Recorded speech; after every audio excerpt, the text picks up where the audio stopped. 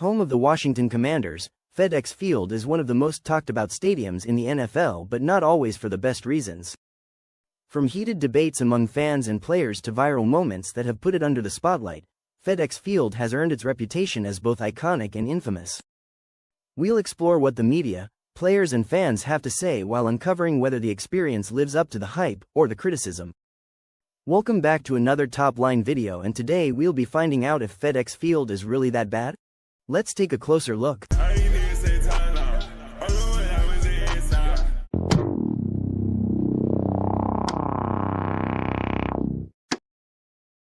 FedEx Field has often been a topic of discussion among players and media, with opinions ranging from critical to dismissive. Many players have voiced their concerns about the stadium's playing surface, which has been called one of the worst in the league. Complaints often center around its inconsistent maintenance and potential safety hazards, with some players attributing injuries to the turf conditions. For instance, high-profile incidents involving star athletes suffering injuries during games at FedEx Field have drawn significant attention, prompting calls for improvements. Numerous articles and reports have highlighted issues such as outdated infrastructure, lackluster fan amenities, and poor overall upkeep.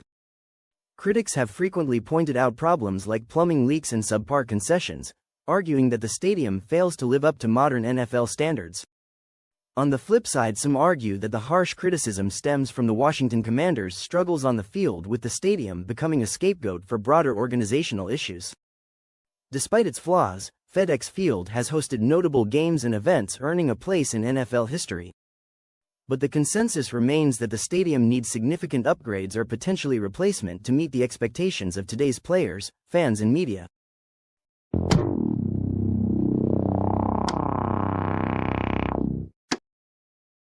FedEx Field was electric during Robert Griffin III's incredible rookie season, as the quarterback dazzled fans with his dual-threat abilities. One standout moment was the NFC East clinching win over the Dallas Cowboys on the 30th of December 2012, where RG3 led the team to a 28-18 victory and securing a playoff spot for the Washington football team. The atmosphere that night was unforgettable as fans erupted in celebration, hopeful for the team's future under their young star.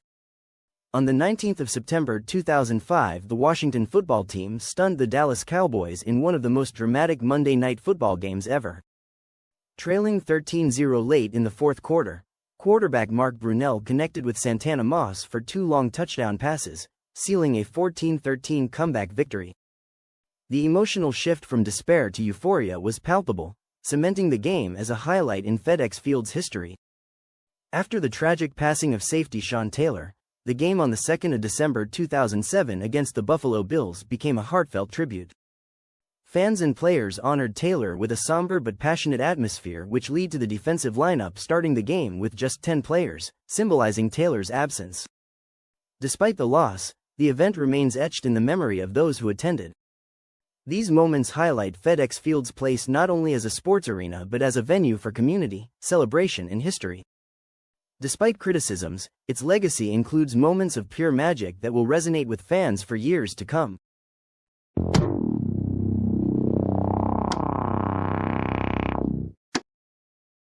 Attending a game at FedEx Field can be a memorable experience, but it often comes with a hefty price tag. The cost starts with tickets, which can vary widely depending on the opponent, seating location and time of purchase. On average, ticket prices for a Washington Commanders game range from $50 for seats in the upper levels to several $100s for premium seating near the field. While ticket prices at FedEx Field are not the highest in the NFL, they still represent a significant expense for fans, particularly for families or groups. Merchandise like jerseys, hats, and souvenirs can also add significantly to the overall cost, with many items priced at a premium compared to retail stores. When all factors are considered, the cost of attending a game at FedEx Field can easily exceed $200 for a single person and much more for families. While the experience of live football and the unique stadium atmosphere is often worth it for fans, the financial commitment is a key factor that can influence how frequently people choose to attend games.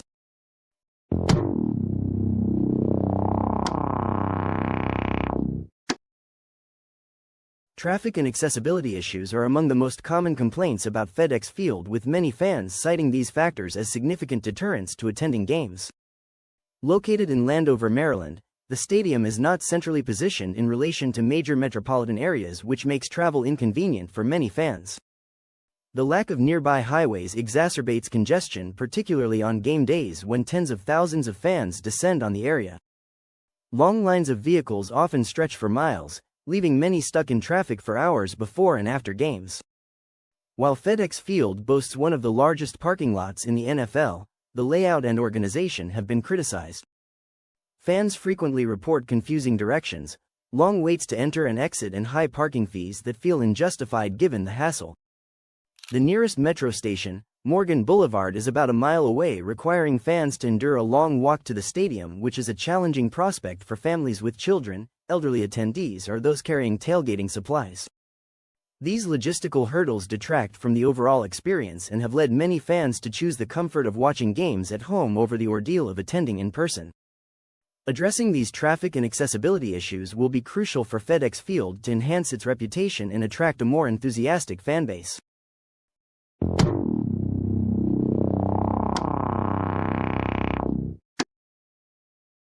When it comes to NFL stadiums, FedEx Field often finds itself on the lower end of fan rankings. Built in 1997 as the home of the Washington Commanders, it was once the largest stadium in the NFL by capacity. Over time, its shortcomings have become glaring when compared to newer, more advanced facilities like SoFi Stadium in Los Angeles or AT&T Stadium in Dallas. These modern arenas offer state-of-the-art designs, retractable roofs, and innovative fan experiences that have left FedEx Field looking outdated and uninspired. While stadiums like Mercedes-Benz Stadium in Atlanta provide cutting-edge features including a 360-degree halo screen and affordable concession pricing, FedEx Field's amenities are criticized as being lackluster and overpriced.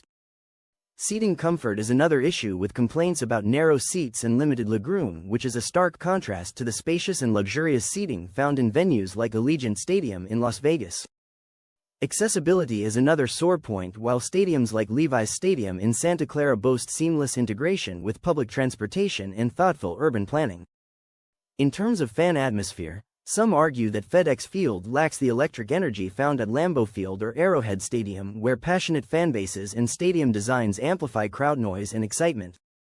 Poor team performance over the years has also contributed to a more subdued environment.